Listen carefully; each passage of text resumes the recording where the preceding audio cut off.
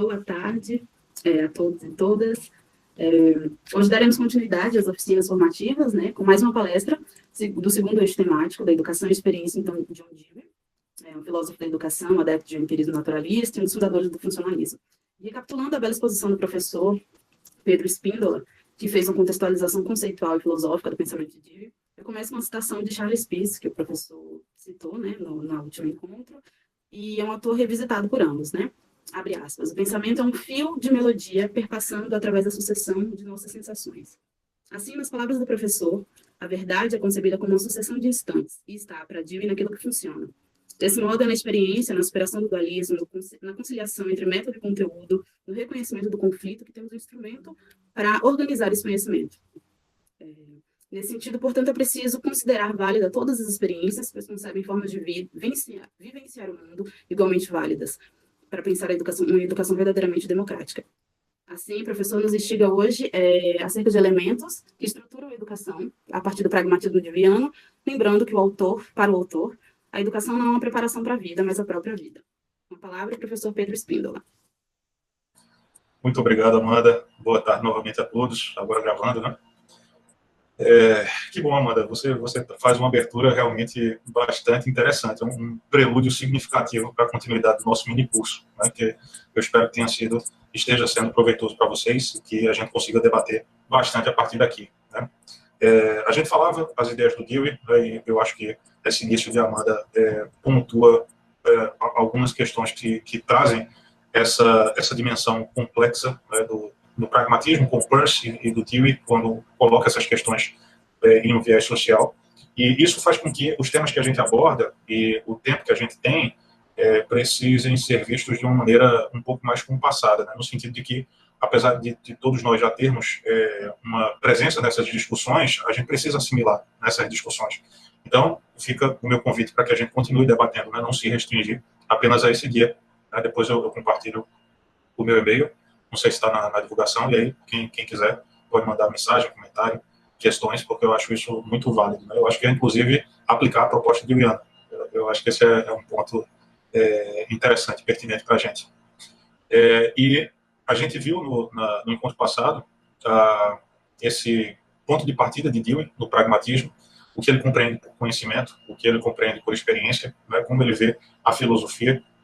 Eu acho que esse é um bom ponto de partida, né, para a gente tomar o que a gente conseguiu assimilar já do encontro passado, sobretudo no que vale para a questão da educação, né, que é um eixo no pensamento de Dewey, e tentar pensar para esse momento agora, partir da seguinte ideia. O que o Dewey está fazendo, junto com os outros pragmatistas, inicialmente, é descrever o nosso processo cognitivo social, como ele funciona. E depois que ele descreve, ele lança uma proposta, sabendo que a gente funciona dessa maneira, que nós cognitivamente funcionamos dessa maneira, existem formas de aproveitar melhor esse potencial humano, né, de compreensão, de conhecimento e de engajamento coletivo com problemas que são coletivos. Então, é interessante a gente notar que o que o Dewey faz é, primeiro, uma descrição, para que a gente compreenda bem o funcionamento disso, num modelo explicativo que pretende ser adequado para essa explicação, e, no segundo momento, fazer uma proposta. Então, a ideia de democracia e educação do Dewey é uma proposta. É uma proposta com base no que ele compreende como funcionando melhor para as comunidades humanas. E é isso que a gente vai tentar mostrar aqui, de que maneira ele traz esses elementos. Mas já para a gente ter noção de que não se trata de uma proposta que se pretende ser a única possível, inclusive porque isso ia esbarrar na realidade. Não é o que a gente tem. A democracia e a educação, na visão do Dewey, é algo extremamente difícil de conquistar, é algo extremamente difícil de implementar. E muitos autores vão ser muito desconfiados a respeito dessa possibilidade, né, de que efetivamente a gente conseguiria fazer algo assim. Então, se trata de uma proposta, não se trata de uma descrição do que vai acontecer necessariamente, né? Eu acho que eu mencionei aquela frase do Dewey, ele tem frases maravilhosas, né, a gente viu, mas ele tem uma que é muito interessante, aquela uma ilusão é uma ilusão, mas a sua ocorrência é um evento concreto. A sua ocorrência é um evento concreto. Essa frase é fantástica porque eu acho que nesse contexto nos posiciona justamente nesse sentido. Dentro do nosso empreendimento coletivo, né, dentro dos nossos contextos educacionais e de organização política na sociedade, a gente pode acreditar em coisas que não sejam muito adequadas para essa experiência coletiva, porque não vão gerar bons frutos. Mas ainda assim, a gente vai estar acreditando nelas e elas vão impactar a nossa realidade. né? Então, aí vem o nível da descrição, né? A nossa cognição funciona dessa forma. Agora, se a gente vai aproveitar o melhor potencial desse funcionamento, aí é uma decisão individual e coletiva, né, que a gente precisa tomar. Eu acho que esse é um ponto relevante, né, para que a gente não pense que esses modelos explicativos e essas propostas que filósofos, pensadores fazem em todas as áreas do conhecimento, elas se bastam, né, no sentido de que o modelo teórico foi conformado de um ponto de vista intelectual, pronto, é só aplicar. Não é, vai depender das pessoas compreenderem o que é ilusão e o fato da ilusão ser um evento concreto e tentar não se iludir e tomar providências para que esse empreendimento social tenha alguns frutos. Acho que essa é a primeira ressalva. No nosso encontro passado, eu havia compartilhado uma apresentação aqui, eu vou continuar com essa estratégia, mas vou continuar com a ressalva também que eu fiz no nosso encontro passado, que não são, assim, os melhores slides. Mas vamos lá. Paramos aqui no estágio da experiência, e hoje, com o tema experiência e democracia, resistir à governamentalidade. Esse é o tema que nos cabe hoje para conversar. Vocês já visualizam? Sim. Sim, Pedro. Obrigado, Oscar. Então, inicialmente, sobre experiência e democracia, né, depois a gente chega na parte do resistir à governamentalidade, é um ponto aí que a gente vê o toque do Oscar, que é um ponto muito interessante para a gente confrontar essas duas perspectivas, né, do Dewey e dessa governamentalidade, mas inicialmente compreender a questão da experiência, da democracia e contextualizar com a questão da educação. Né. Eu separei duas frases aqui do Dewey, muito conhecidas, né, uma sobre democracia, a outra sobre educação, e a gente vai fazer esses encontros em relação a esses termos, né, esses conceitos. Então, a primeira frase é: uma democracia é mais do que uma forma de governo. É, essencialmente, uma forma de vida associada, de experiência conjunta e mutuamente comunicada. A gente falava antes da gravação, com os comentários do Oscar, que a gente tem o sentido de democracia em Dewey, uma certa radicalidade, né, uma compreensão da democracia como sendo algo orgânico na sociedade e não algo meramente institucional ou político. É algo que precede um institucional e político e que vai influenciar esse desenho institucional que o governo vai ter, que o Estado vai ter. Então, essa frase é muito citada, a democracia como forma de vida, como uma forma de governo, não sendo uma forma de governo, mas sim uma forma de vida, é muito citada porque demonstra essa radicalidade do Dewey, né, a democracia como sendo uma postura que é vivenciada comunitariamente e que isso se reflete nos mecanismos governamentais, né, quando há essa forma de vida associada, que o Dewey fala, essa experiência conjunta e mutuamente comunicada.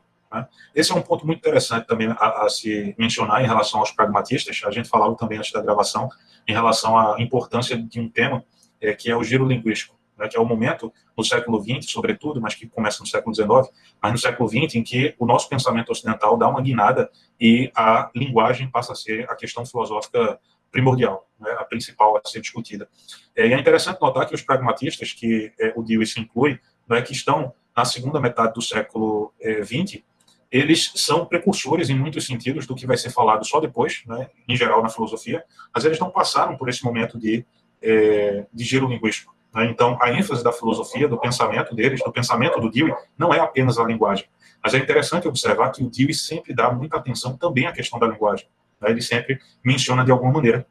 E aqui, com a questão da democracia, a gente vai ver, e da educação, essa questão da comunicação é muito presente em Dewey. Né? Então, se trata a democracia de uma experiência conjunta e mutuamente comunicada. Essa questão da comunicação, em Dewey e nos pragmatistas, a comunicação é o elo que une as crenças numa comunidade. E aí as crenças entendidas daquela forma que a gente conversou no primeiro encontro, né, no sentido de serem planos para ação, de serem programas para agir como sendo hábitos. Né? Então, esse ponto é relevante. Democracia, forma de vida associada. E na frase seguinte, a educação é um processo social, desenvolvimento. Não é preparação para a vida, é a própria vida. Essa frase é conhecida demais do Dewey, né? A educação é um processo social, é desenvolvimento, não é preparação para a vida, é a própria vida. Esse ponto é muito relevante para o Dewey, porque essa é a visão dele de educação e essa visão transparece a proposta educacional do Dewey. Né? Então, vejam, aqui existe uma descrição, mas existe também uma proposta. Né?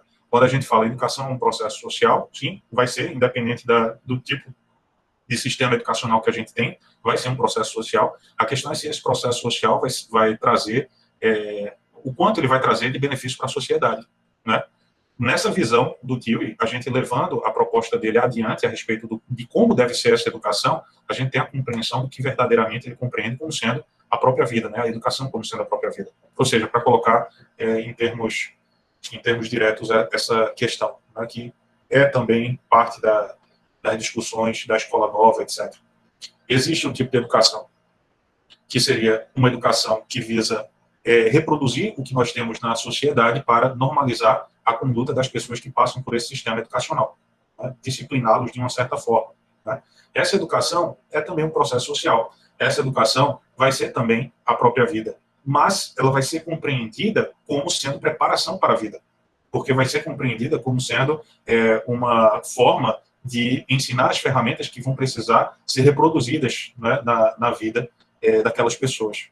Então, percebam que essa frase é tanto uma descrição, ou seja, a educação sempre vai ser um processo social e sempre vai ser a própria vida, mas é também uma proposta quando a gente aprofunda o significado disso na filosofia do Dewey, no sentido de que, para que a educação se conecte com esse valor de ser a própria vida, ela precisa ter traços um pouco mais aprofundados do que esse de mera reprodução da sociedade, né, que tem fins específicos de reprodução, como a gente sabe, das estruturas de poder que essa sociedade tem.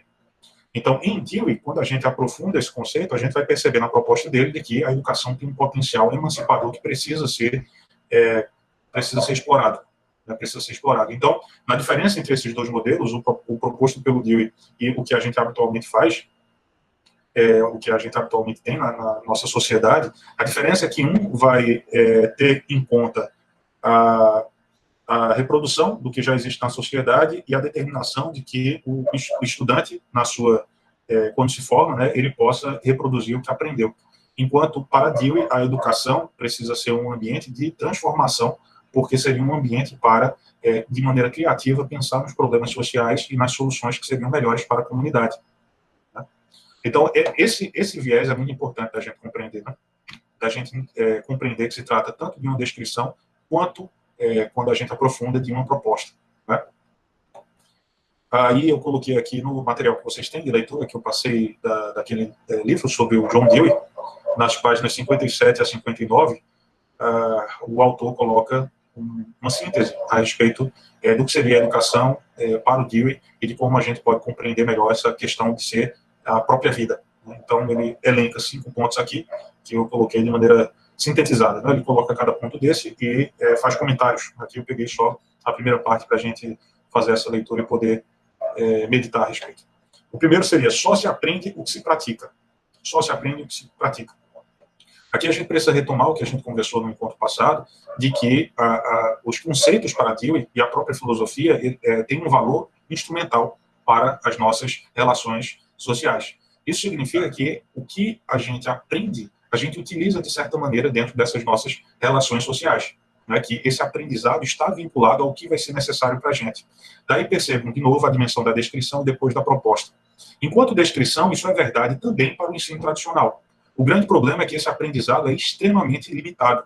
Quando a gente fala, por exemplo, que alguém está aprendendo determinada matéria e vai fazer, por exemplo, um vestibular ou vai fazer uma prova específica, essa pessoa está tentando aprender aquele conteúdo abstrato, formal, para poder fazer uma prova, né? Então vejam que esse aprendizado está vinculado a uma prática, que é a prática de fazer uma prova. Mas essa vivência, essa experiência, né, de aprendizado para fazer uma prova é altamente limitadora. E parece que o nosso ensino é todo voltado a isso. Mas, de novo, esse é o nível da descrição. No nível da proposta do Dewey, a gente precisa se engajar em um aprendizado cuja prática seja mais relevante para resolver os problemas da nossa sociedade, né? E aí, na leitura, quem teve a oportunidade de ler, deve ter visto a experiência da escola experimental, né, que ele conseguiu desenvolver lá na Universidade de Chicago. Quem não conseguiu fazer a leitura, vale muito a pena, né, para ver como foi essa experiência e como funcionava, né? Mas basicamente o estudante precisava desses conteúdos formais, abstratos, porque ele precisava fazer algo. Então, por exemplo, os estudantes de determinada idade iriam fazer uma horta, né? Iriam aprender como plantar E para isso, eles precisam do conhecimento formal que está nos livros, que os professores ensinam, mas eles vão aprender aquilo para aplicar numa prática específica, né? Então, esse vínculo entre o aprendizado e prática, ele é inerente à educação, né? Em qualquer forma de educação, ele vai estar presente, né? Agora, na educação que visa uma reprodução, ele vai ser mais no nível de decorar para fazer uma prova do que propriamente um aprendizado que a pessoa vai conseguir levar para a vida, né, vai conseguir levar para as situações sociais em que isso se possa articular de uma maneira produtiva. O segundo ponto que ele coloca é: não basta praticar, a intenção é fundamental. Esse também é um ponto altamente relevante. De novo, no nível da descrição, funciona, né? Uma educação tradicional, né, que seja potencialmente muito pobre para resolver os problemas sociais, ainda assim existe uma intenção. A pessoa que está estudando só para fazer uma prova está ali com a intenção de passar na prova. O engajamento cognitivo vai depender dessa intenção por trás, né? Ou vai estar estudando porque é um dever que é colocado pelos pais ou qualquer coisa que seja. Então, essa perspectiva de educação, ela empobrece o potencial da educação. Para o Dewey, a gente precisa praticar com a intenção de produzir um ambiente social melhor para todos, né? Terceiro ponto: aprende-se por associação. E aqui a gente tem a presença do pragmatismo, do instrumentalismo, do empirismo naturalista do Dewey, né? A ideia de que isso é muito importante, né? Isso é uma das bases filosóficas da refutação da filosofia da consciência, da filosofia da subjetividade, que está vinculada numa lógica monocausal, né? Que os eventos no mundo têm uma causa necessária, anterior, que os geram, né? Quando, no pragmatismo e em Dewey, existe a compreensão de que tudo está conectado, então não existe apenas uma causa, né? Existem correlações e causas múltiplas, e a gente não consegue, de maneira completa, alcançar todas essas nuances, né? O conhecimento é um esforço de articular fatores que são pertinentes para a experiência, mas sabendo que o que de profundamente a gente pode contar é com a incerteza da experiência, né? Com coisas que a gente não vai alcançar. Então, a gente aprende por associação, e isso diz respeito à compreensão de que tudo está em conexão e de que tudo funciona no fluxo experiencial como continuidade, como contínuo. Então, esse ponto também sendo relevante para a gente compreender a educação. Ponto 4, não se aprende nunca uma coisa só, né? E isso tem a ver com associação também, né?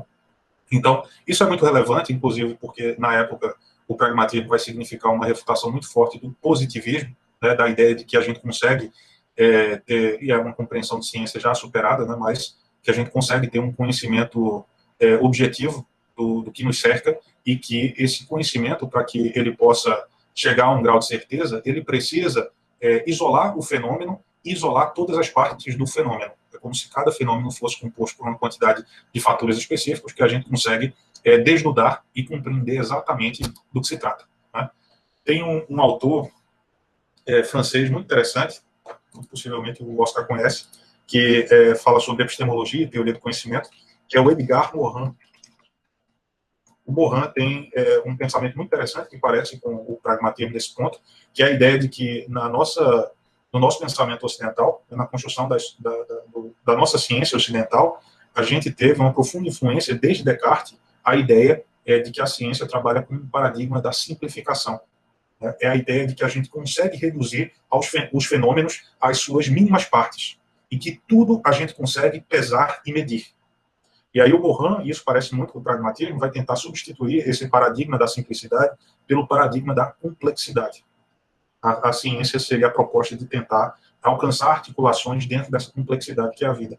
E aí isso parece com o Dewey e com o pragmatismo, no sentido de que eles não compreendem a ciência e o conhecimento e a educação como lidando com monocausalidade, ou seja, com apenas uma causa suficiente de cada fenômeno, e cada fenômeno como podendo ser medido e pesado, e a gente compreende as leis da natureza e domina a natureza, né? Eles compreendem, nesse momento, o pragmatismo e o Dewey, que o ser humano não tem essa capacidade.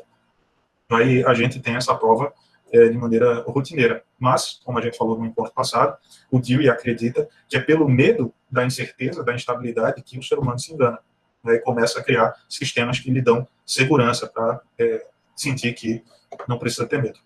Então, esses pontos são importantes, né, para contextualizar.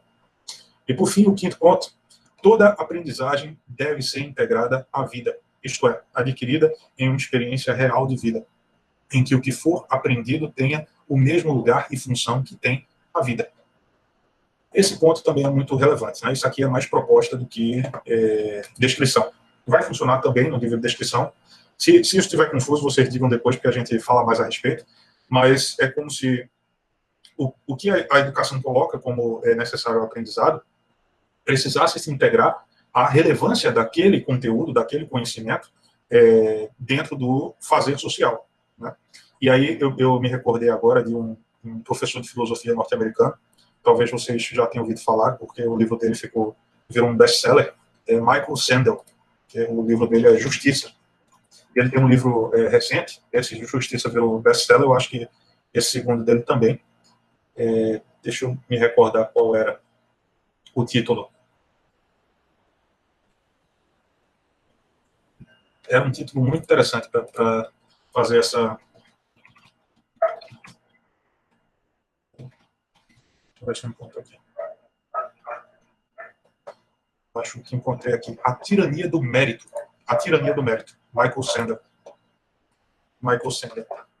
Muito interessante. Ele diz o seguinte, e ele está falando no contexto norte-americano, precisa ser bem contemporizado quando a gente fala do Brasil, porque não é o mesmo contexto, mas ele explica algo muito interessante que acontece na sociedade norte-americana e que coloca essa legitimidade dos mecanismos e organizações dentro da sociedade para dar acesso às pessoas a determinados espaços e a determinadas situações, né? Ele explica que se trata justamente da questão universitária nos Estados Unidos.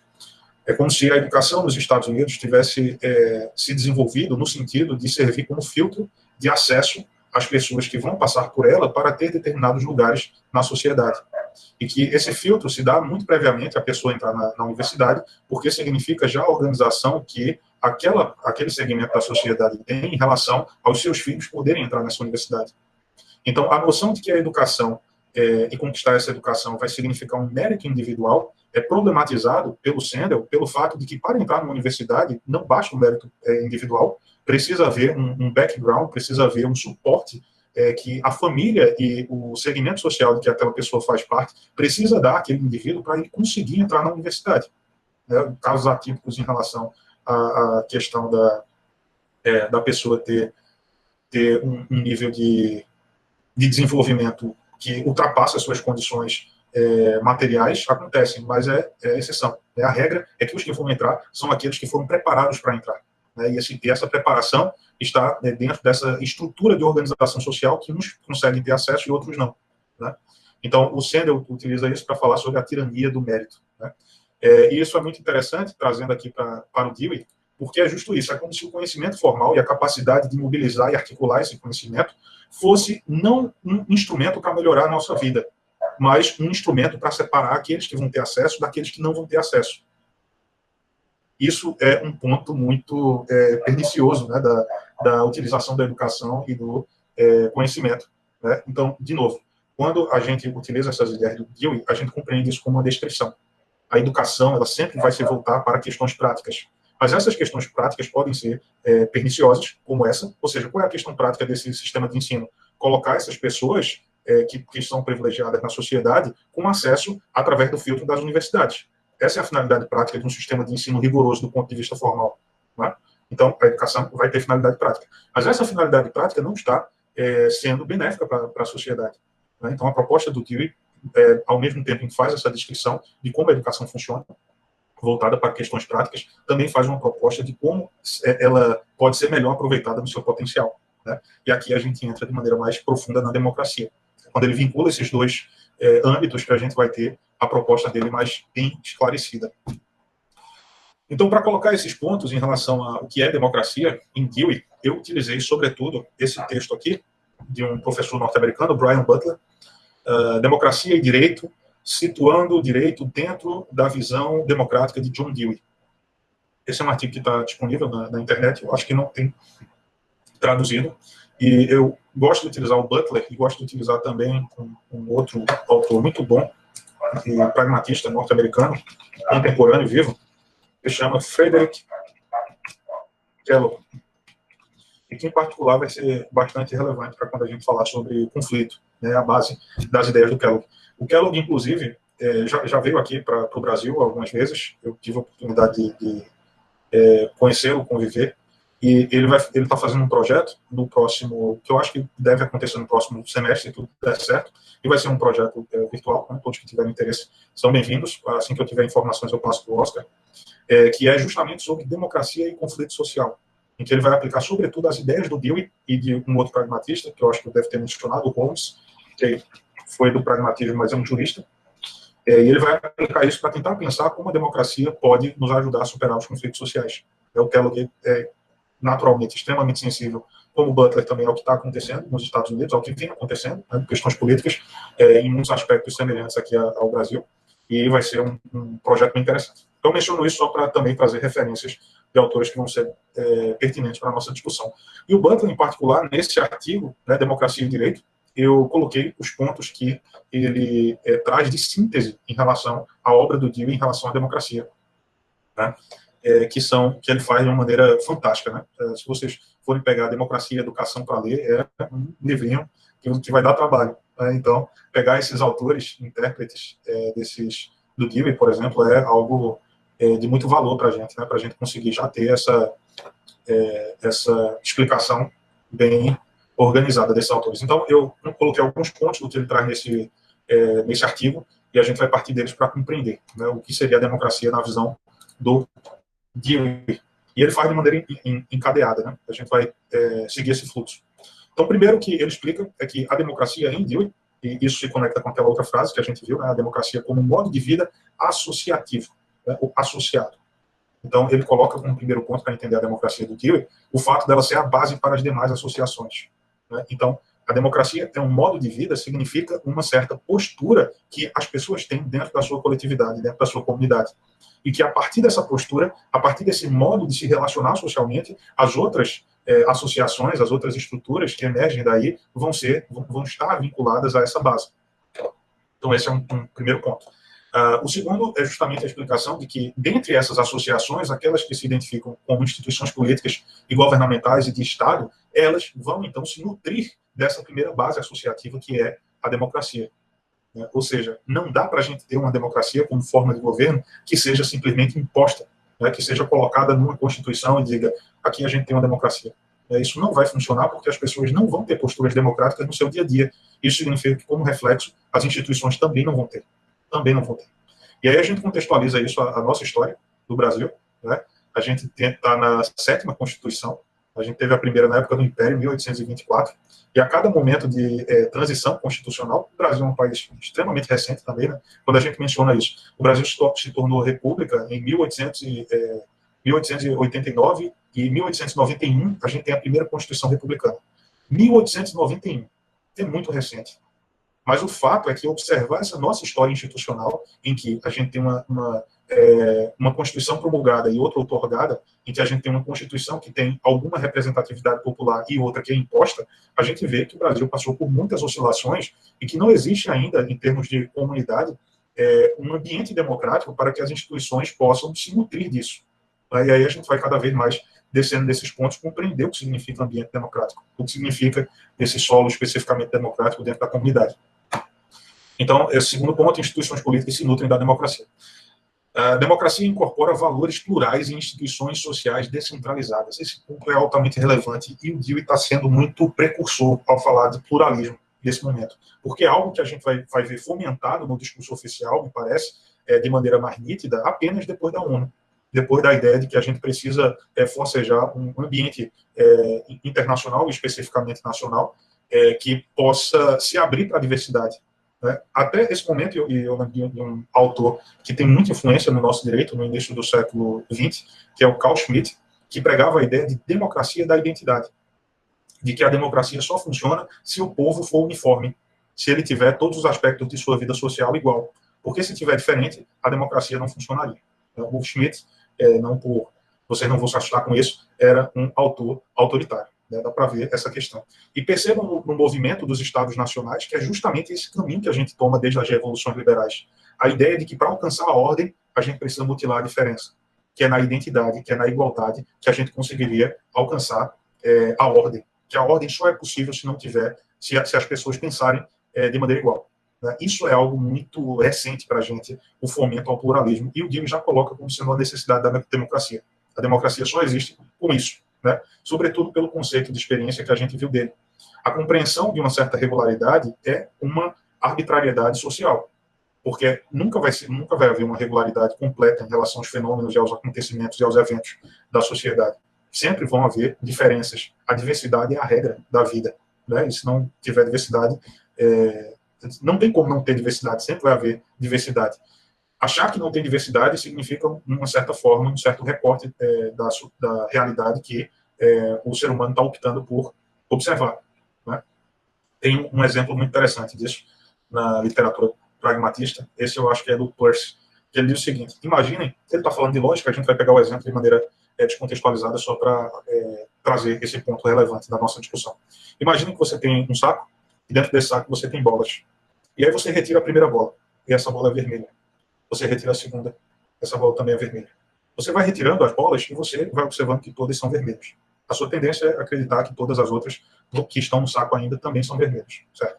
A gente não vai explorar esse exemplo do ponto de vista da profundidade em relação à lógica, mas o relevante aqui é os pragmatistas dizerem o seguinte: quando você retira as bolas e você concorda junto com a sociedade que elas são vermelhas, a sociedade está optando pelo traço a ser reconhecido ser a cor. Mas percebam que não se falou a respeito do peso das bolas. Não se falou a respeito do tamanho das bolas. Não se falou, inclusive, se havia, eventualmente, variação mínima que fosse em relação às cores das bolas.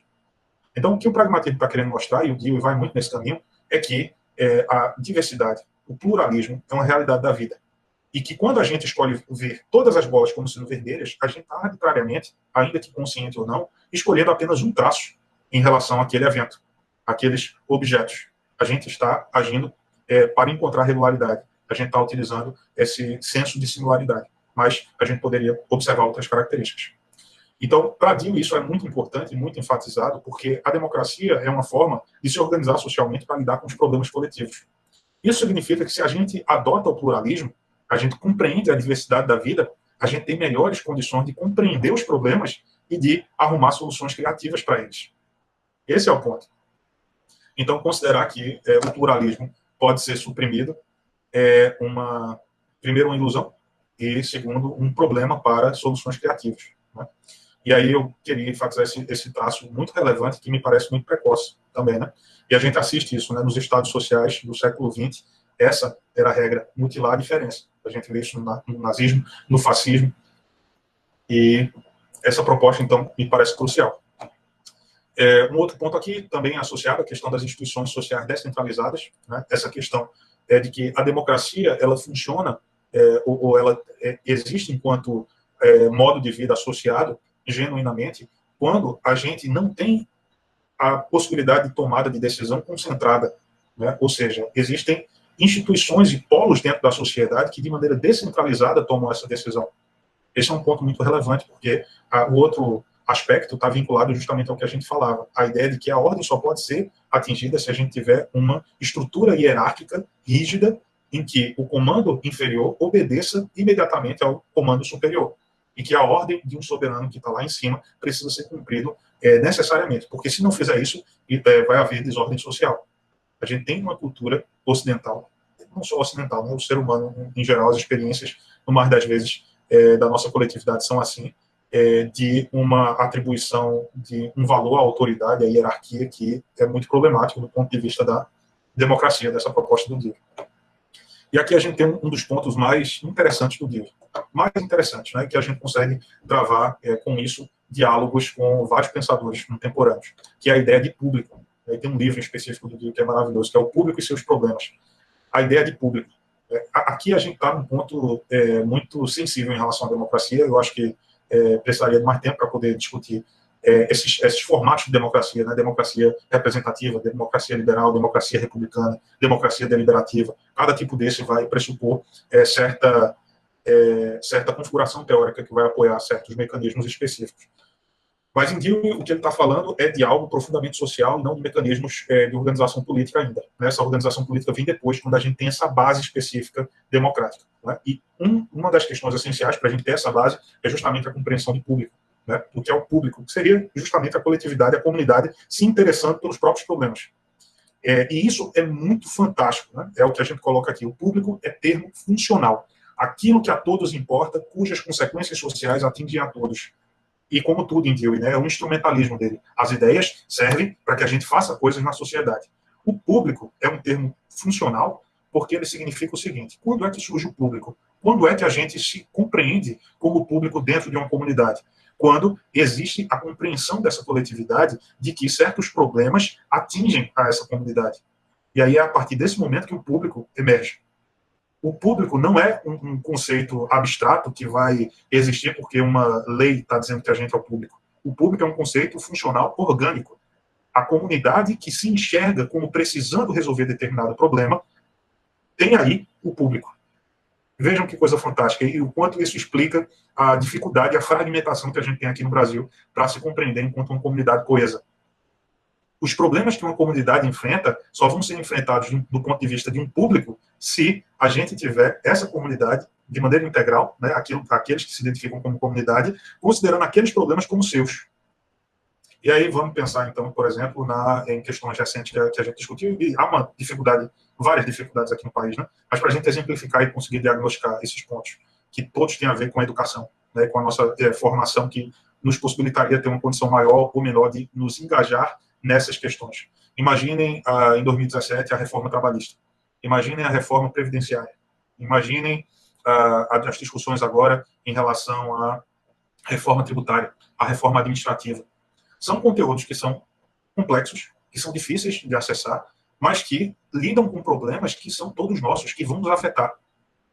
Então, o público para Dewey existe não apenas quando esses problemas afetam a gente, mas quando a gente, enquanto comunidade, compreende que a gente precisa lidar com eles.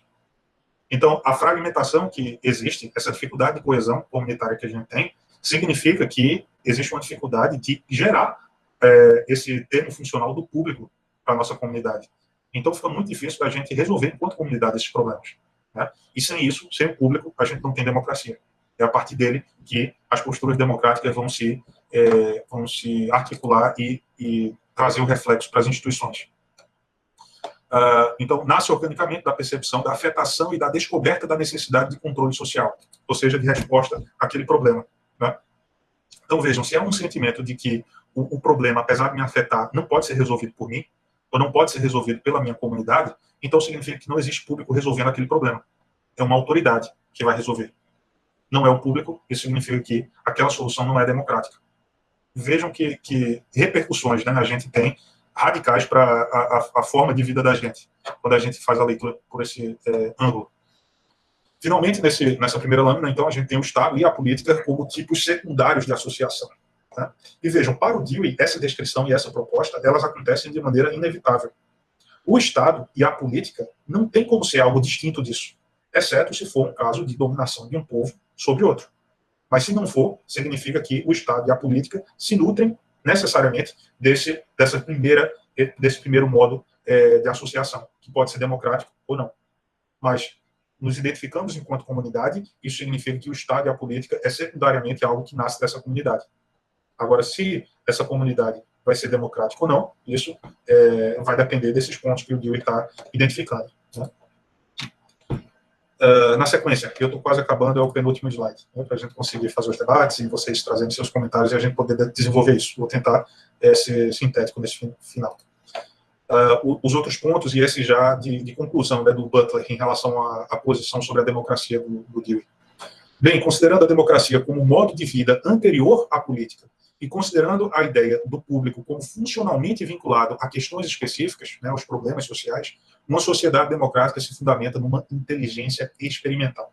Esse eixo aqui é uma coisa formidável, né? Vincula todas as ideias do Dewey ao que a gente conversou sobre o seu ponto de partida pragmático.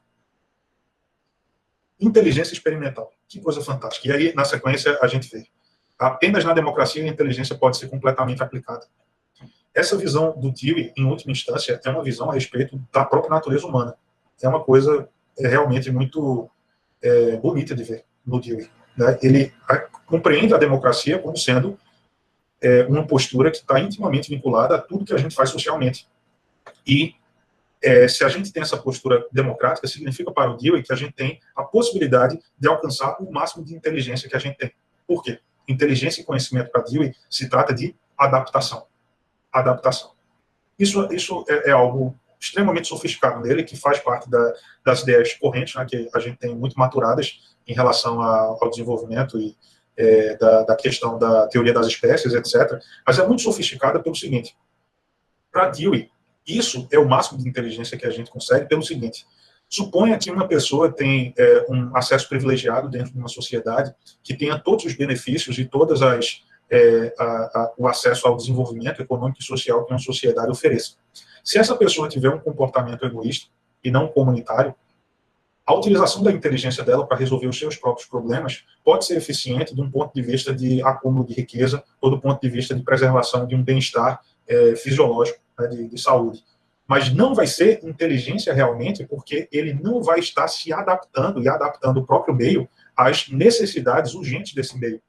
Então, para colocar um exemplo que nos é muito caro, né, a questão do meio ambiente, a questão das crises climáticas. Uma pessoa pode ser rica o quanto for e pode desenvolver a sua inteligência para aproveitar o que melhor a sociedade pode dar. Isso não vai impedir que essa pessoa sofra problemas decorrentes às alterações climáticas. Então, isso não é inteligência. Percebem a questão que o Dewey coloca não como sendo uma questão de ação e reação pontual, de um indivíduo especificamente, mas das consequências que essa atitude egoísta, não democrática, vai ter para toda uma coletividade, que vai acabar refletindo dessa pessoa, inevitavelmente, inexoravelmente, ela vai ter problemas aqui, nesse ponto.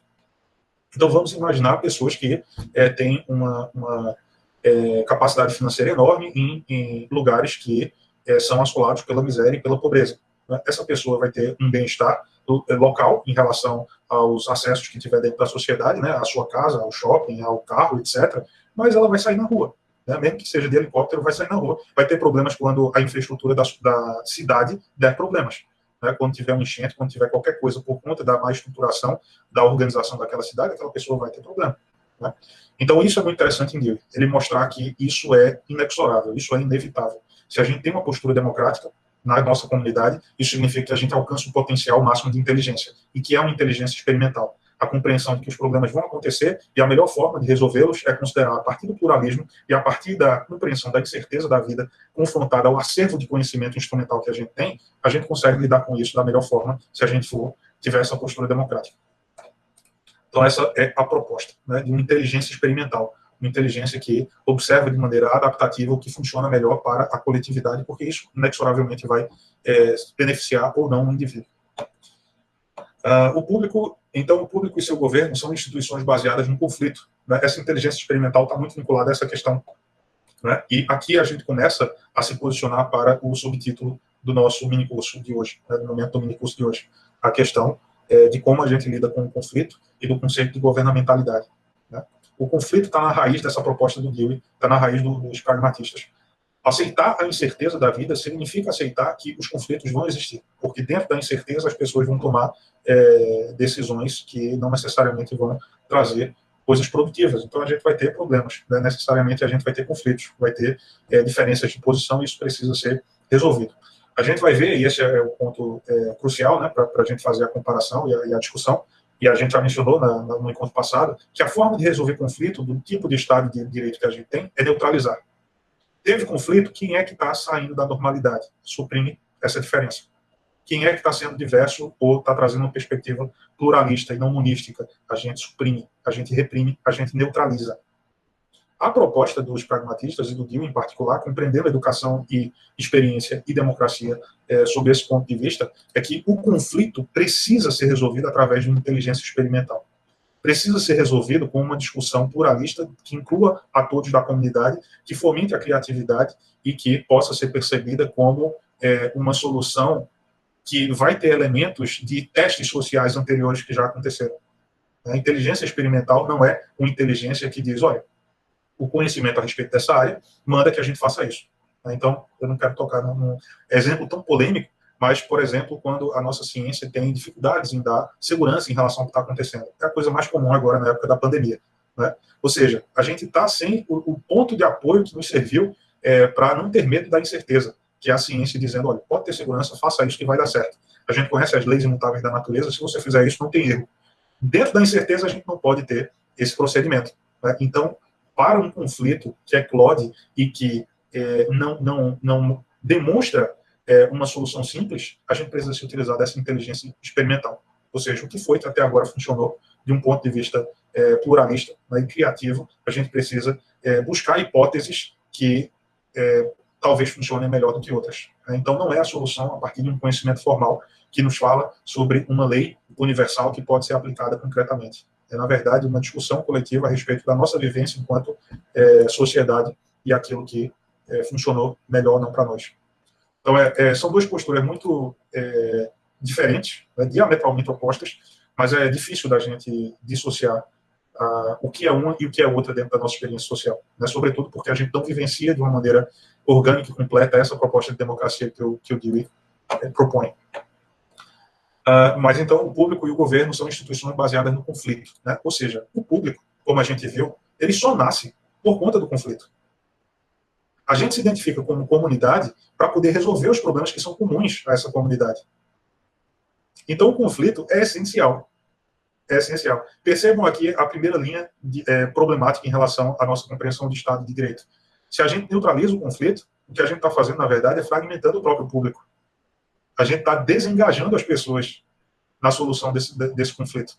Porque a gente está dizendo que existe uma lei, uma norma que vai resolver aquilo de uma maneira definitiva, que vai neutralizar aquela questão. Finalmente, para Dewey, a democracia utiliza o conhecimento científico e a criatividade para chegar a soluções e para suas comunicações.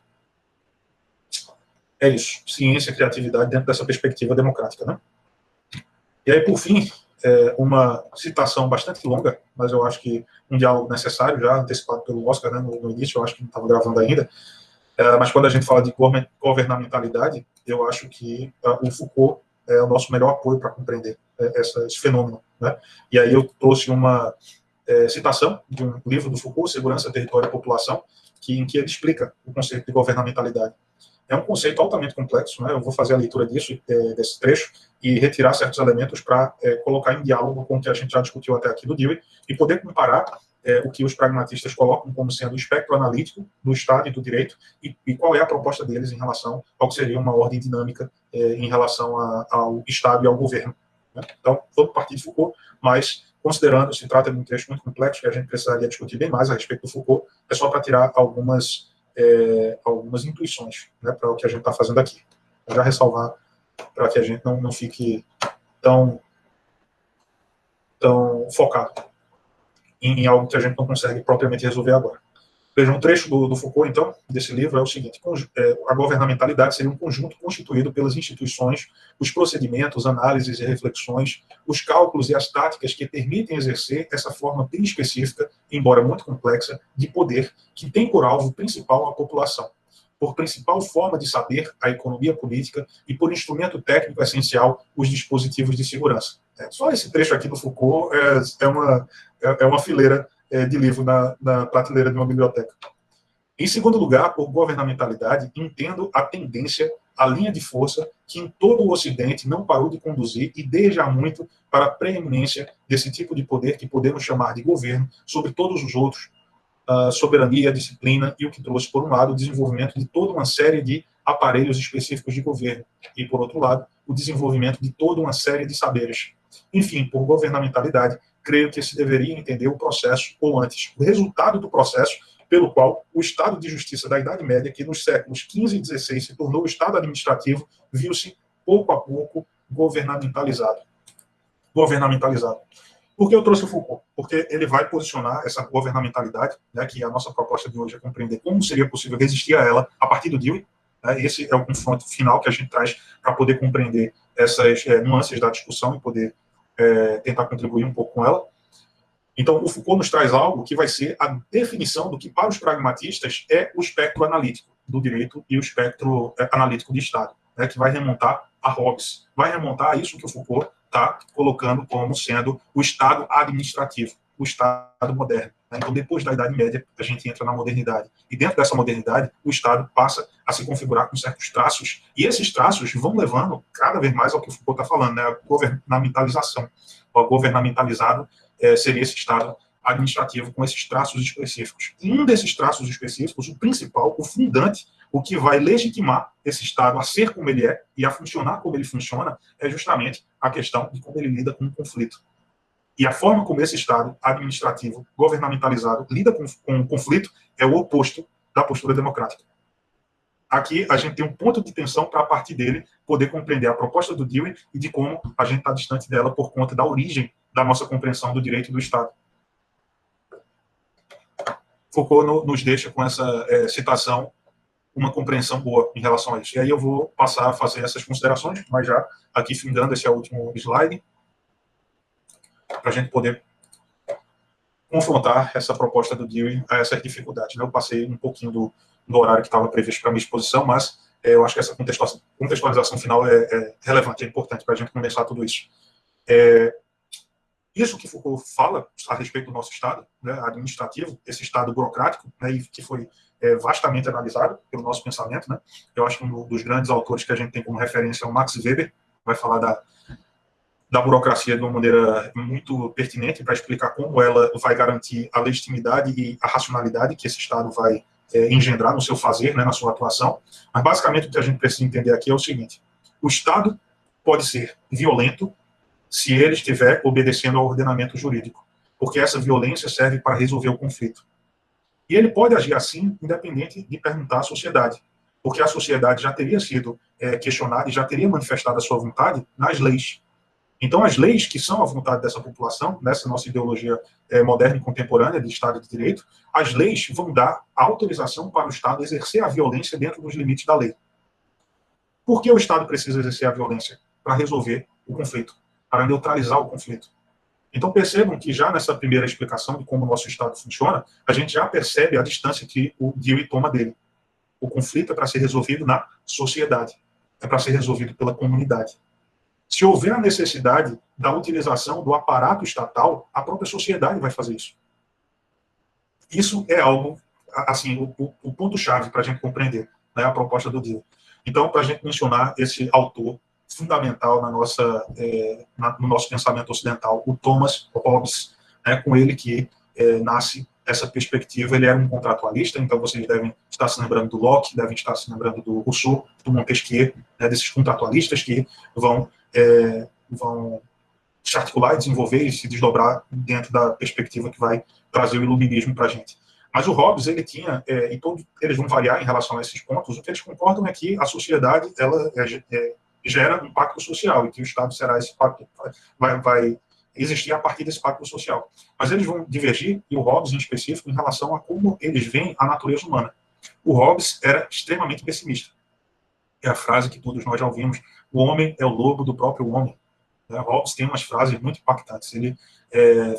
O maior problema dele é o conflito dentro da sociedade. Isso justifica. Século XVII,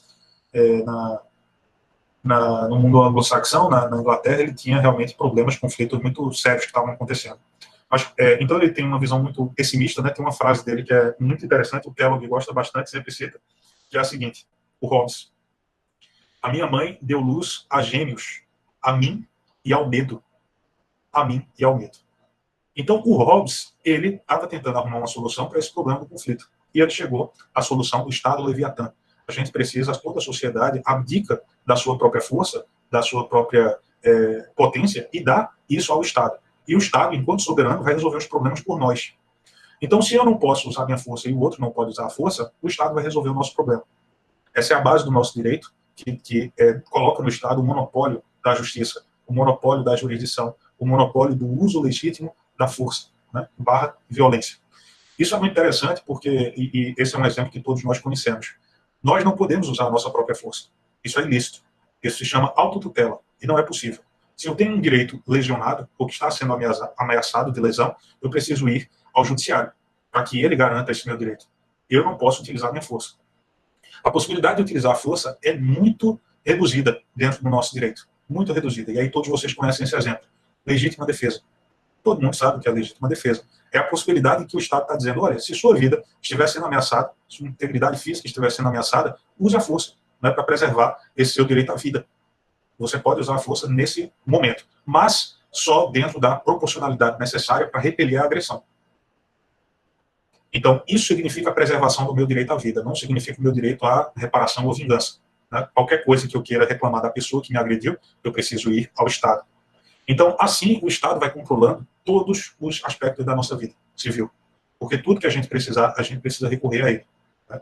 Esse é o espectro analítico que pensa que, se a gente não tiver Estado, a sociedade vai se matar, que o conflito vai ser permanente, que todo mundo vai matar todo mundo. Esse é o medo do Hobbes e é a crença que a gente sustenta até hoje. Né? Então, vejam, essa visão vê o conflito como podendo ser neutralizado, e ele é neutralizado por uma estrutura jurídica que vai ser aplicada com certeza, com segurança. Né? Agora, avaliem no nosso país a dificuldade que isso é quando a gente tem como regra a insegurança jurídica, o sentimento de quebra de expectativa em relação ao que são os nossos direitos. Então, isso é um problema muito sério, porque ao mesmo tempo que o Estado diz tenha certeza de que seu direito vai ser garantido, a gente percebe que isso não acontece na prática e a gente é impedido de utilizar a própria força. Então, a gente não tem muita saída de para onde ir, né? E isso revela o quanto esse formato de enxergar o conflito dessa forma não é factível. O conflito não pode ser neutralizado, porque a gente não consegue fazer isso por conta da incerteza da vida. E o segundo ponto, ele não deve ser neutralizado. Ele deve ser processado dentro da sociedade. Essa é a maior contribuição do pragmatismo. E essa é a contribuição que o Kellogg mais acentua do pragmatismo. O conflito, ele é uma exigência de adaptação. O conflito é um sintoma de uma doença. Então, percebam, né, nessa metáfora, eu percebo um sintoma da minha doença e eu ataco o sintoma e esse sintoma para. Isso resolve a doença? Não. Não. O sintoma, o conflito, é apenas um alerta. E a gente deve usar esse alerta para se reajustar socialmente, para se adaptar internamente. Então, se o Estado nos priva disso, isso significa que a gente vai começando a se desagregar enquanto comunidade. A gente não vai ter os eixos que vão possibilitar a nossa coesão. Quando a gente tem um atrito, ou a gente resolve esse atrito, ou a gente se aparta daquilo que está causando o atrito. A grande dificuldade é que a gente tem isso por paradigma, né, o afastamento, ou seja, se a gente tem um conflito, chama o Estado, ele neutraliza, mas chega uma hora que isso não pode acontecer, tá? Porque não tem para onde se afastar. A gente se esbarra no outro. Né? Então, a gente fica comprimido dentro da sociedade, sem resolver os nossos conflitos e sem nos adaptar a essas dificuldades. Isso é uma visão reduzida para a gente entender didaticamente como o conflito funciona. Né? Ele é uma forma de nos aproximar, de ajustar as nossas condutas. Né? E a gente está falando de um ponto de vista didático da não solução, da boa solução, da má solução. Mas no caso que acontece dentro da sociedade é algo muito mais complexo. Né? Em algum nível, é inevitável que os conflitos promovam ajustes. Vão promover ajustes. O problema é que quando a gente não considera o conflito como tendo esse potencial, esses ajustes são precários. E eles vão dar problema em algum momento. Vão gerar novos conflitos. Não vão ser adaptações boas. E vejam que é isso que o Dewey está fazendo. Ele está descrevendo como acontece o processo social. A gente tem dificuldades do ambiente, das pessoas, e a gente vai se ajustando. Qual é a melhor forma de se ajustar? Através de uma comunidade democrática, de um modo de associação democrático.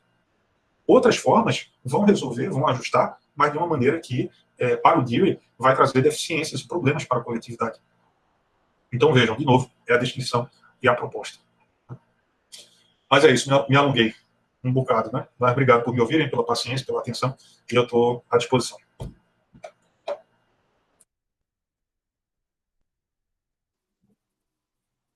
Obrigada, professor. Foi ótimo, né? Deixou várias questões para a gente pensar. Principalmente, o que está pegando muito na minha cabeça é esse neutralizar o conflito, é fragmentar o público, de fato, né? Mas eu deixo aberto para quem quiser fazer suas colocações, se inscrever para as perguntas, e professor Oscar, se quiser fazer alguma colocação. E lembrando que algumas referências que eu consegui encontrar, eu coloquei na nossa pasta do Drive. Obrigado, Amanda. Veja, eu gostaria, talvez para motivar, ¿no?, a nossas participantes e nossos participantes a entrarem no diálogo com Pedro, eu gostaria de pontuar duas coisas, não? A primeira é a figura do Pedro, não? Eu gostaria aqui de comentar a figura do Pedro, não? Uma questão que eu acho um tanto ousada, não? Mas eu peço licença, Pedro, para isso em área da nossa amizade. Porque, veja, o Pedro, ele apresenta um John Dewey a partir de três elementos que constituem o Pedro neste momento. A partir de sua experiência como educador, O Pedro nos fala de John Dewey a partir de ele mesmo, não? Ser professor. O Pedro nos apresenta um John Dewey a partir de sua condição de filósofo, porque o Pedro tem formação em filosofia, e além disso, que talvez seja a coisa que hoje me surpreende um pouco mais, é o John Dewey apresentado pelo professor de Direito. Então, o Pedro, ele consegue, não, trazer um John Dewey que eu conhecia no campo da pedagogia, certo? Ele consegue nos apresentar um John Dewey vinculado a toda uma discussão que um estudante de direito, não, teria mais proximidade, mais afinidade. Então, se eu tivesse que descrever aqui a apresentação do John Dewey, eu diria que é um John Dewey inusitado e surpreendente. É um John Dewey desconhecido para mim, sabe? Porque esse vínculo assim muito profundo do John Dewey filósofo, do John Dewey democrata, não? Eu particularmente não conhecia. E nesse sentido, eu novamente agradeço ao meu amigo Pedro por a apresentação de hoje. Eu fiquei assim, sabe, muito animado, e entre outras coisas, porque o Pedro faz um link, talvez ele sem ter consciência, ou talvez sim, faz um link com aquilo que será a segunda parte, a segunda fase do nosso projeto de pesquisa, tá? Que vai tocar dois elementos fundamentais. O exercício da política, não? E o Estado, a instituição, o Estado. Não? O Estado é uma figura muito curiosa aqui no Brasil, porque todo mundo não fala do Estado, mas ninguém quer estudar o Estado, o funcionamento do Estado, as entranhas do Estado. Então, isso para mim é uma preocupação interessante. A primeira coisa que eu queria falar. A segunda, veja, para ver para vocês entender como essa discussão de Pedro se conecta com a segunda fase do projeto da gente.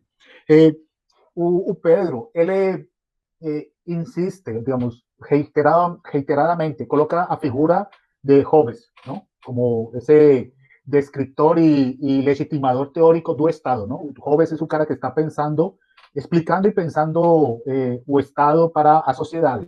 Mas o Hobbes, ele tem um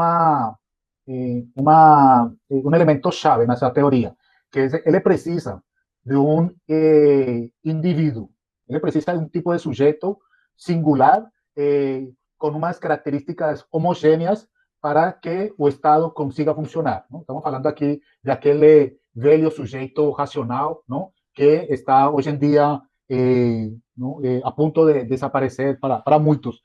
Mas, en el mismo tiempo que Hobbes está pensando esa figura do Estado, nós temos Spinoza, Baruch Spinoza, pensando a multidão, pensando a multiplicidade, pensando a diferença. E esse Baruch Spinoza dialoga muito profundamente com aquilo que seriam as comunidades indígenas e com aquilo que me parece muito mais próximo da sociedade brasileira. Uma sociedade com as características que vocês sabem, mas eu gostaria de destacar essa mistura, não? De raça, de genes, de cultura, não? De tudo. E o Estado, não? Querendo homogeneizar tudo isso para ele conseguir operar. E isso, vocês sabem, o desdobramento político que isso tem, não? No sentido do Estado como aparelho de controle, beneficiando setores específicos. Então, o Baruch Spinoza, ele vai abrir uma porta para uma discussão que é sobre outras formas de política e outras formas de pensar a administração do poder político dentro de uma sociedade que se caracteriza, na prática, por ser diferente, por estar constituída pela multiplicidade. Isso tem repercussões muito fortes para, neste caso, a agroecologia. Porque a agroecologia ela também tem um apelo muito forte para o Estado. Sempre que a agroecologia quer pensar alguma coisa, ela pensa como política de Estado, como política pública. Tá? Novamente, reforçando essa figura do Leviatã. Mas, por exemplo, para colocar o exemplo da Colômbia, eu acho muito curioso que no Brasil não se fala de autonomia alimentar, se fala de soberania alimentar. E a soberania é um conceito que remete ao Estado.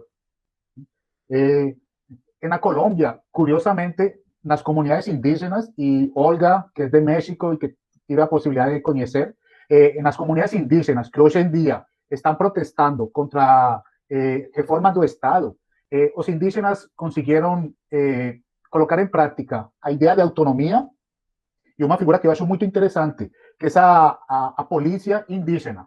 Nos territórios indígenas da Colômbia, de uma parte da Colômbia, a polícia não opera. Ela não tem autoridade legal nem legítima para operar. Quem opera é a própria comunidade indígena que se organiza e que decide como, digamos, esse corpo de segurança tem que operar. Isso é uma coisa fantástica. Me parece que isso dialoga muito com o que Pedro colocou aqui, e isso dialoga muito com aquilo que eu espero que a gente discuta na segunda fase do grupo de pesquisa. Então, basicamente isso. Obrigado, Pedro. Sempre um prazer te escutar. Muito, muito prazeroso. Obrigado, Oscar. É bastante recíproco e fantástico, de fato. Eu acho que é o caminho da discussão. E você falando, eu lembrei de uma pergunta sua do mini curso passado. Eu não sei se eu posso já responder ou passar para as outras perguntas. Acho que sim, né? Talvez. Certo. Um primeiro ponto de ressalva, né? Você mencionou que talvez conscientemente ou não eu já estivesse antecipando a discussão que se segue, né? Mas, como eu falei, eu acho que isso foi colocado por conta do seu toque da questão da governamentalidade. Não tinha como o minicurso se orientar para outro caminho, porque esse é o foco, né? E você estruturou isso de uma maneira muito boa, né? Você e a equipe. Então, é mérito seu. E o outro ponto, que foi a questão, né, que você colocou no finalzinho do nosso encontro passado, foi a questão de saber se havia influência do Dewey em relação a metodologias ativas. Eu acho que é o que a gente está experienciando em educação. Eu acho que é um conjunto de influências, na verdade, mas o que me parece que a gente pode colocar para ter em conta é que existe uma tendência, sobretudo no ensino norte-americano, que muito possivelmente foi por conta da influência do pragmatismo, apesar de depois ter se tornado uma corrente menos relevante por conta da filosofia analítica. O pragmatismo só vem ressurgir no final do século XX, né, com o neopragmatismo, mas eu acho que foi muito por conta do movimento da Escola Nova, de Dewey, e dessa repercussão que se teve no sistema educacional norte-americano, que a gente teve uma guinada, e os norte-americanos, a tradição anglo-saxã em geral, já existia uma certa propensão a isso, né, e vendo historicamente a gente percebe no pensamento ocidental a questão do empirismo, né, em detrimento ao racionalismo do continente europeu, o empirismo enfatizando a experiência, enfatizando as consequências, enfatizando os resultados. Então já havia uma preocupação em relação à educação trazer frutos palpáveis, né, e eu acho que o pragmatismo, então, acaba influenciando mais o sistema educacional norte-americano para pensar a partir dos efeitos, a partir das consequências. Mas, infelizmente, né, eu acho que a metodologia ativa, de maneira positiva, vem em decorrência dessa questão, né? Mas, infelizmente, eu acho que essa concentração nos efeitos, ela se dá muito mais por uma perspectiva meramente instrumental do que humanitária, né? Ou seja, eu quero os efeitos que são programados, e não necessariamente aqueles efeitos que são bons para a sociedade. Então, eu acho que as metodologias ativas nascem desse contexto, o que é muito positivo. Eu me recordo agora de um professor, eu esqueci o nome dele, mas é um professor de física de Harvard, que ele foi responsável por criar uma das metodologias ativas que se chama peer instruction, instrução por pares ou por colegas. E a experiência dele é muito interessante porque ele diz que, ensinando física, ele sempre teve uma turma enorme, porque as pessoas o procuravam, porque ele tentava deixar suas aulas muito animadas, né, muito atrativas, visualmente atrativas, né, ele tentava ser um showman. E aí a procura era grande, mas ele se decepcionava com o desempenho. Ele ficava inconformado com o fato de que o que ele buscava ensinar era aprendido por pouca gente na turma. E aí ele começou a fazer testes e aí descobriu que quando um assunto que ele traz para a sala, um colega explica ao outro, o nível de compreensão e de engajamento é muito maior. E a explicação que ele deu a isso é o fato de que o colega explica para o outro em termos mais próximos da experiência desse outro colega. E que o professor, por já estar muito distante do momento em que não conhecia o assunto, acaba não tendo essa sensibilidade. Acaba não conseguindo traduzir para o estudante de uma forma que seja familiar para ele. Então o colega consegue fazer isso melhor. E aí ele foi desenvolvendo técnicas, e essa é uma das técnicas de metodologia ativa. E que é muito interessante, que demonstra isso, a atenção que eles têm a conseguir os efeitos concretos esperados com a aprendizagem, né, conseguir que os estudantes consigam reproduzir. Então, eu acho sim que houve influência, mas que, infelizmente, essa influência não foi total, né? Faltou a parte que a gente falava sobre esse fundamento ético do pragmatismo.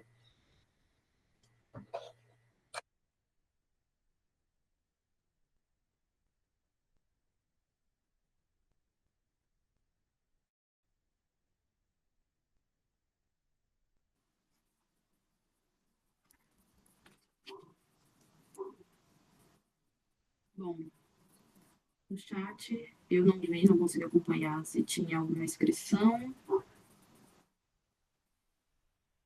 Eu fiquei pensando bastante em muitas coisas que foram ditas, fiquei pensando no como, né, pensar essa inteligência experimental a partir de uma proposta de resolver esse conflito dentro da democracia, não de resolver, mas de processar, né, esse conflito dentro da democracia. E fiquei pensando em muitas questões, mas acredito que o senhor expôs muito bem o tema, né? Não tenho leitura suficiente de Dewey para isso, mas acredito que comentou muita coisa aqui dentro. Dá uma pesquisada. Que bom, querido, obrigado. Você menciona uma questão que eu acho muito interessante, que está dentro da compreensão de continuidade, do contínuo, da experiência, da conexão, mas que não é abordado de uma maneira muito, digamos, persistente pelo pragmatismo, porque eles têm uma visão mais formal da perspectiva científica. Se vocês forem para autores europeus, isso vai aparecer de maneira mais presente, que é a questão da historicidade. A historicidade está presente quando a gente fala de experiência e quando a gente fala do contínuo dela, mas não há uma ênfase tão grande assim nos pragmatistas em termos explícitos. Mas é um dos elementos presentes aí para a gente compreender a inteligência experimental. Né? Eles falam em termos formalizados, científicos, mas a gente precisa da ideia de historicidade para compreender isso. Ou seja, a inteligência experimental, ela só vai funcionar quando a gente busca resolver os nossos problemas pelo acervo que a gente acumulou enquanto comunidade. E a gente só faz isso quando a gente se engaja na nossa própria historicidade, né? Algo que é mais problematizado pela hermenêutica, por exemplo. Mas que no pragmatismo é altamente relevante para dizer, para resolver os problemas, então, a gente não pode trazer respostas que sejam abstratas apenas. A gente precisa vincular esse conhecimento às bases históricas que compõem aquela comunidade, porque isso é a experiência daquela comunidade. Né? É a ideia de que os símbolos que são construídos são, na verdade, uma sobreposição e um processo dialético dos conflitos que aquela sociedade tem. Então, um símbolo, ele não significa a mesma coisa para todo mundo, indistintamente. Ele vai ser absorvido por uma comunidade de acordo com os conflitos que estão presentes na historicidade dessa comunidade. Então, essa inteligência experimental, ela depende necessariamente desse engajamento coletivo em relação ao que se vivenciou na comunidade. Isso é muito importante. E um outro ponto que eu queria mencionar também está presente nesse texto do Butler, no finalzinho, quando ele considera problemas em relação à proposta democrática do Dewey. Uma primeira crítica recorrente em relação à proposta democrática do Dewey é que seria algo muito aberto, que qualquer coisa caberia. Né? Eu acho que, inclusive, depois do nosso diálogo hoje, é algo que a gente consegue refutar. O Butler refuta e ele nos trouxe esses elementos importantes. Não é algo muito aberto. A gente consegue distinguir dentro da nossa experiência social o que seria uma experiência democrática, né? A partir desses elementos. E o segundo ponto é o desafio que a questão democrática tem, sobretudo quando, no tempo presente das nossas comunidades, sociedades complexas, a gente tem a ideia de crise do liberalismo e crise da representação. E nos vem o fantasma platônico, tem muitos, né? Platão traz uma série de fantasmas para o nosso pensamento ocidental, mas um deles é a questão de que a sociedade precisa ser governada pelos intelectualmente mais preparados. A sociedade que teria um governo de filósofos, né? Porque eles podem resolver. Isso está diretamente conectado à questão da democracia representativa. A ideia de que a gente precisa de representantes não apenas por conta das dimensões das nossas sociedades, com um contingente populacional grande, né, uma densidade demográfica que impossibilita as nossas decisões de maneira mais autônoma, orgânica, mas não apenas disso, por isso, mas também por conta da questão do conteúdo técnico para a tomada de decisão. Ou seja, só esses representantes, que seriam uma elite, né, técnica, poderiam discutir e resolver, deliberar e resolver e tomar a decisão. O povo não tem condições de fazer isso. Né? E aqui é um ponto muito interessante, porque parece que a encruzilhada que a gente encontra, e o Butler, eu vou mencionar uma frase que ele cita, de um autor intérprete do Dewey, a encruzilhada em que a gente se encontra é mais ou menos como se fosse, olha, vocês querem o bem-estar prometido pelo liberalismo, prometido pelo iluminismo, então deixem os técnicos trabalharem. E a gente, em algum momento, vai entregar esse bem-estar para vocês. Em algum momento, o desenvolvimento do capitalismo vai chegar a vocês. Né? É só aguardar. As questões são muito difíceis para vocês se engajarem. Né? Aguardem. E aí, a frase muito interessante que a gente tem nesse texto do Butler Deixa eu localizar aqui. É de um autor, o Robert Westbrook, que vai dizer o seguinte: para ele, para o Dewey, sempre foi o liberalismo que teve que se encontrar com as demandas da democracia, e não a democracia que teve que responder ao liberalismo. Isso é muito interessante, é uma inversão dessa compreensão que a gente tem da conjuntura, né, social, de organização política da gente. Ou seja, a gente primeiro precisa ter um solo democrático para que as promessas do liberalismo se conectem a essa perspectiva inclusiva, plural e fomentadora de solução conjunta de problemas. E não o contrário, porque o contrário não vai acontecer. Ou seja, as promessas liberais para depois tentar ter uma democracia. Eu acho que é uma frase que sintetiza, né, esse processo. Acho que temos mãos. E João levantando a mão. Genusa, pode falar. Então, boa noite a todos e todas. Eu já rio, né? Porque ele sabe que eu venho com minhas loucuras viajando aqui, né? Ele já começa a rir. Duas observações que eu fiz na fala do professor. Quando ele fala que a questão de aprender fazendo associação, né? Que aprender não é decorar, né? Tem que ser na prática, e a questão da associação. E aí, pessoal, eu comecei a viajar, né? Como você fica falando, porque assim, eu não sou filósofa, né? Eu sou da área de saúde, inserida na educação, então não sei falar bonito novamente, então eu fico voando aqui nos meus pensamentos, né? Então, o que é que eu me recordo dessa questão de associação? Porque já na minha época, tem um tempinho já, viu? Não vou nem parar para fazer as contas, né? Da época da escola, a gente já aprendia algumas coisas, tinha alguns professores que ensinavam para a gente já essa questão já de associação, né? E aí eu lembro sempre do professor de matemática, que para você saber como essa questão de associação, aí eu não sei se eu aprendi ou se foi decorar, eu acho que aprender, porque até hoje eu tenho isso gravado. Eu lembro que é uma fórmula de trigonometria que o professor fazia. No meu signo tem palmeira, onde canta o sabiá, seno A, cosseno B, seno B, cosseno A. Então, até hoje eu tenho isso. Eu sei que cosseno A mais o seno B, então assim, isso ficou aqui, sabe? Aí ele brincava muito com a gente. Ele fazia, não misture o eixo do X no eixo do Y. Lembrem sempre que vocês têm que namorar em pé, vocês namoram no Y, vocês não namorem no X, que não dá certo. Então, assim, sempre teve essas questões de associação. E aí, eu peguei essa questão, e trago sempre também para o ensino da minha filha. E aí, ela estava estudando no mês passado, como é o nome? Genética. E aí, eu olhei para ela, mãe, a genética, tu vai entender? Ótimo. Aí, eu olhei o assunto, aí vi, era lá. Aí, eu olhei para ela, eu fiz, filha, Campina Grande, atração turística. Ela é o quê, mãe? Aí, eu, isso, presta atenção. Ela deu para mim e falou assim, aí eu, citosina liga com a guanina, Campina Grande, a atração turística, adenina com timina. Aí é tanto que até aí quando ela está com a dura, faz, mãe, foi que teu professor que ensinou, hein? Qual é a dica para a gente botar isso aqui na cachola? Então, assim, eu aprendi coisas que eu tenho até hoje com associação, né? E na minha vida, no dia a dia, eu sempre fiz essa associação também, independente do professor ensinar ou não. Eu tinha muita dúvida, eu misturava 50 e 500 em algarismo romano. E aí eu associei, não, 500 é maior, então o D vem primeiro no alfabeto do que o L. Então 500 vai ser o D, o 50 vai ser o L. E a gente vê realmente, pelo menos minha experiência assim, pessoal, que realmente a gente aprende associando, né, com música, fazendo alguma frase. Então, assim, tem hora que eu fico aqui, quando eu vou estudar, eu já paro para estar pensando nas minhas associações. Esse foi um ponto. E outra coisa, professor, que o senhor fala muito aí nessa questão, aí eu lhe pergunto, quando a gente tem um conflito, né, ou a gente resolve ou a gente se afasta. Mas quando a gente está inserido no conflito, que a gente não consegue nem se distanciar, nem a gente consegue resolver, aí a questão que o senhor falou agora da questão dos técnicos, né? Porque eu sou responsável técnica no município aqui perto de onde eu moro, pelo PENAI.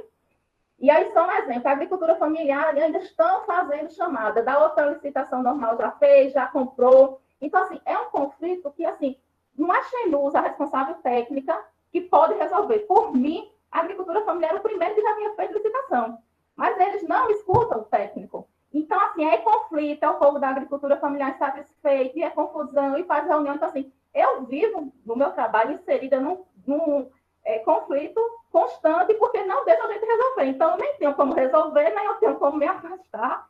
entendeu? Porque não depende da gente. Né? Então, assim, o Estado, o município não vê que tem essas soluções que são técnicas, que a partir do momento que você tem aquele técnico, que tem um conhecimento, que sabe resolver, deixa a gente resolver, eu acho que as coisas conseguem andar. E aí, um dia desse, eu terminei um curso que estava mostrando sobre agricultura familiar no Paraguai. E aí mostrou o PENAI de lá. Então, assim, eu me encantei, sabe, com o que estavam fazendo, como funciona lá. Na hora que a minha chefe, eu falei, olha, vou me embora, viu? Eu vou embora para o Paraguai, vou trabalhar no Paraguai. E mandei as fotos da alimentação escolar. Aí ela já fala, lá vem a revoltada. Olha, você se aquece com suas revoltas. Ela já diz isso, sabe? Já me chama de revoltada. Aí, assim, porque você se encanta em ver que em alguns cantos as coisas funcionam. No Brasil, um país tão rico, que era para tanta coisa funcionar, não consegue funcionar, porque justamente é como o senhor falou, não deixa os técnicos trabalharem. Então, são essas minhas duas colocações. Desculpa a viajada, viu, professor? Imagina, querida. Em breve também, né, são questões muito relevantes. A primeira, em relação ao comentário da associação, isso é fantástico, né? Essas lembranças são, inclusive, afetivas. Eu acho que um ponto muito bom da gente correlacionar é que isso é uma propriedade mnemônica nossa. A nossa memória funciona assim. Então, isso significa que se você faz essas associações, inclusive isso, dentro dessa perspectiva, existem técnicas, né? As pessoas que fazem competição de memória utilizam essas técnicas, né? O palácio de memória, e toda essa técnica de associar a questões para poder vincular a memória, para poder lembrar, né? A associação é uma dessas propriedades que é necessária para que a gente lembre. Nesse ponto do pragmatismo, a questão que o Dewey leva um pouco adiante é o fato dessa associação precisar ser estendida para situações sociais.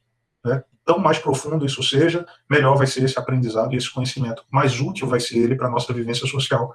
Ou seja, imagina que, além de aprender a técnica mnemônica em relação à utilização da cidade, por exemplo, Campina Grande, você pudesse utilizar a associação dessa fórmula a alguma situação da vida em que ela é utilizada.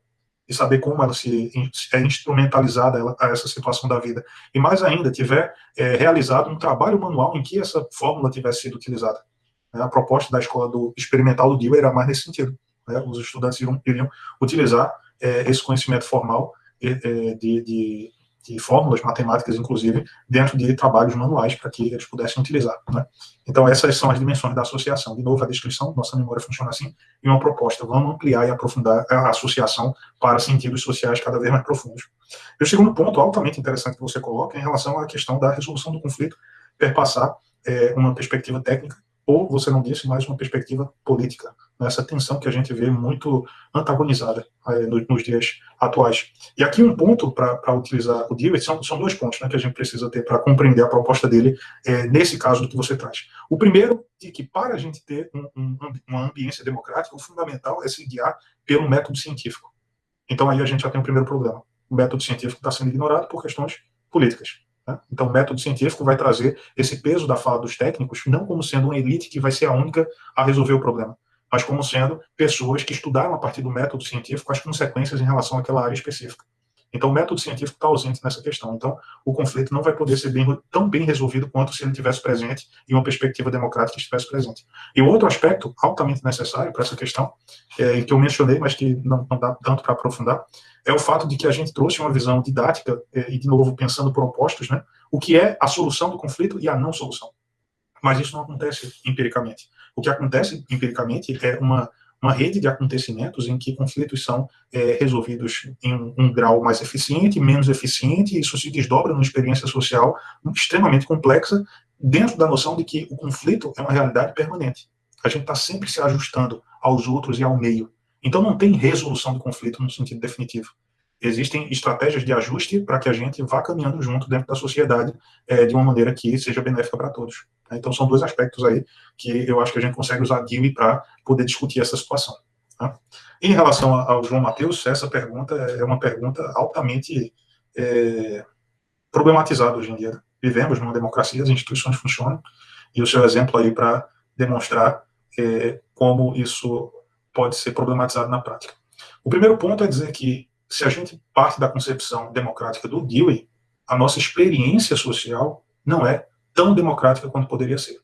Então, a primeira questão é, de novo, recusar as oposições, os dualismos e dicotomias. Não existe sociedade democrática e sociedade não democrática. Existe, dentro dessa teia de relações sociais, posturas que são mais ou menos democráticas.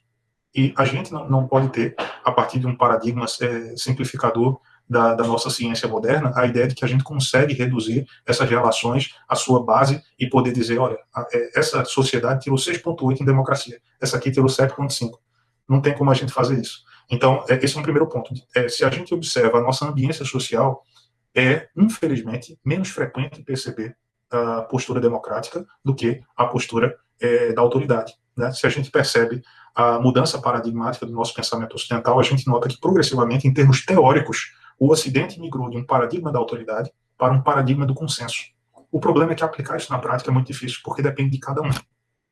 Então, essa é a primeira dificuldade com a discussão. Mas a minha resposta é, do ponto de vista do Dewey, a gente não tem uma comunidade vocacionada ainda para isso, né? Mas depende de cada um de nós. Cada um de nós influencia o nosso contexto, o nosso círculo. A forma como a gente age com as pessoas que estão ao nosso redor impactam essas pessoas, e essas pessoas vão, de sua parte, também fazer isso com seus círculos. Então, o que a gente pode fazer. Não dá para construir de cima para baixo. É um empreendimento coletivo, comunitário, que depende de cada um. Esse é o primeiro ponto. O segundo ponto é que sua pergunta, então, a gente traz esse termo democracia, mas é um termo muito complexo para dar uma resposta simples, mas a gente consegue já fazer essa diferença. Enquanto modo de vida associado, não temos uma comunidade tão vocacionada à democracia. A gente tem ainda o espectro e o fantasma do coronelismo, a ideia de que a gente precisa de homens fortes para resolver nossos problemas. Então, esse espectro está presente na nossa sociedade, infelizmente. Mas, do ponto de vista institucional, do ponto de vista da organização do Estado, a gente tem problemas, como você colocou, que são vinculados a esse resquício autoritário que a gente tem no nosso Estado, mas o nosso regime político, do desenho institucional do nosso Estado, é democrático. Então, a grande questão me parece, a gente não tem como dizer que o Brasil não é democrático, porque se a gente compara aos momentos de desenho institucional não democrático do país, existe uma diferença enorme da nossa experiência. Se a gente olha, por exemplo, o que a gente tem hoje no Brasil e olha a década de 70, é outro país. É outro país. Então, o desenho institucional que está lá plasmado na nossa Constituição e impõe a sua normatividade para os órgãos de Estado tem um peso que não pode ser desconsiderado. Se a gente não tivesse esse peso normativo do regime democrático, a nossa experiência seria muito mais autoritária. Mas isso não significa que a gente não vai ter autoridades que exerçam as suas funções estatais de uma maneira autoritária. A gente tem. Aqui no país, por exemplo, a coisa mais comum é o conceito de carteirada. Né? Todos nós estamos familiarizados com esse conceito, infelizmente, que existe no mundo todo, mas aqui no país parece ter um uso extremado. Então vejam que isso é um exemplo da compreensão autoritária de poder que se tem aqui. Tá? Isso é um aspecto. E o outro aspecto, para finalizar, é que essa situação que você citou não é algo que a gente possa colocar como sendo uma certeza, porque sempre vai depender de pessoas e da compreensão dessas pessoas. Mas aquelas atitudes que se apresentem de uma maneira muito antidemocrática, a gente tem, por conta desse desenho institucional, a possibilidade de questioná-las dentro do próprio Estado.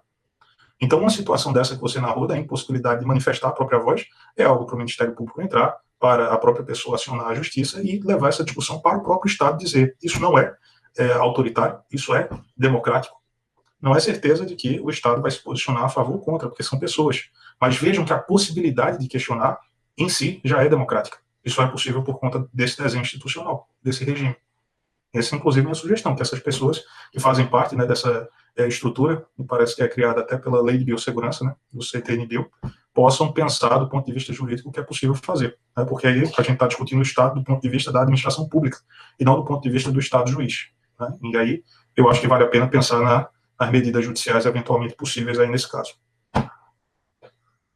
Espero ter respondido. Obrigado pelas questões. Acredito que respondeu, sim.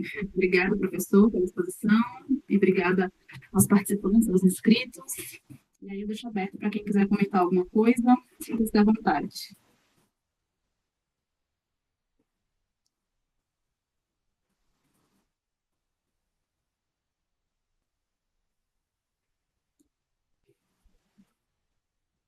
Então, se ninguém vai comentar nada, a gente vai liberar o professor, né, porque já passamos o nosso tempo e está todo mundo cansado. Obrigada, professor. Obrigada a todo mundo, viu? Boa noite e até mais. Amanhã a gente continua com o nosso próximo eixo temático com o Silvio Galo, fazendo a introdução a Guilherme Deleuze. Obrigado, Amanda. Obrigado, Pedro. Obrigado, gente, por estar aqui conosco. Obrigado, pessoal. Boa tarde. Obrigado, Oscar, Amanda e a todos. Até mais.